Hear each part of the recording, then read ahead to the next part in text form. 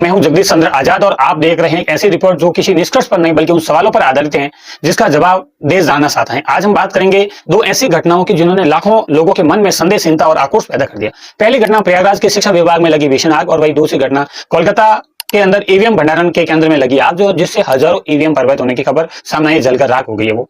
अब सवाल यह नहीं है कि आग लगी या नहीं लगी, बस सवाल यह है कि हर बार आग उन्हीं जगहों पर क्यों लगती है जहां महत्वपूर्ण रिकॉर्ड या संवेदनशील दस्तावेज या लोकतांत्रिक प्रक्रिया से जुड़ी हुई सामग्री रखी जाती है। सरकार कहते हैं जांच होगी, अधिकारी कहते हैं कि रिपोर्ट आएगी, लेकिन सवाल जनता पूछे जवाब कब तक आएगा। प्रयागराज में हजारों फाइल जल के राख हो गई है, क्या इसके पीछे कारण था? क्या चूक रहती है जिसके कारण इतने महत्वपूर्ण दस्तावेज जल के राख हो जाते हैं? क्या उन फाइलों का कोई डिजिटल बैकअप था? अगर था या नहीं था?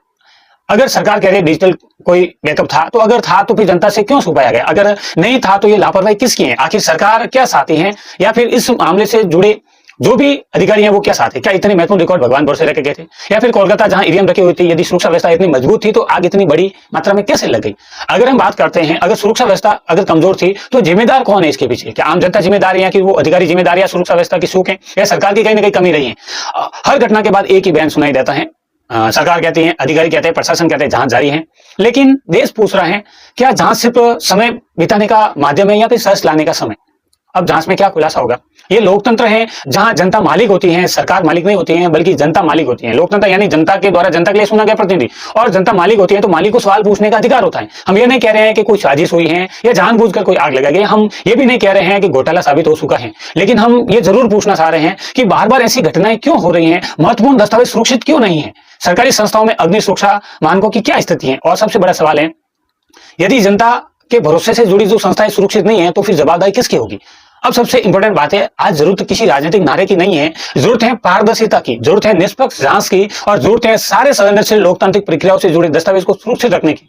जरूरत है उन अधिकारियों और जिम्मेदार लोगों को जवाबदेह ठहराने की जिनकी लापरवाही से राष्ट्रीय महत्व की जो सामग्री होती है वो खतरे में पड़ जाती है, क्योंकि लोकतंत्र में सरकारें सवालों से नहीं बल्कि सवालों से भागने से लोकतंत्र कमजोर होती है।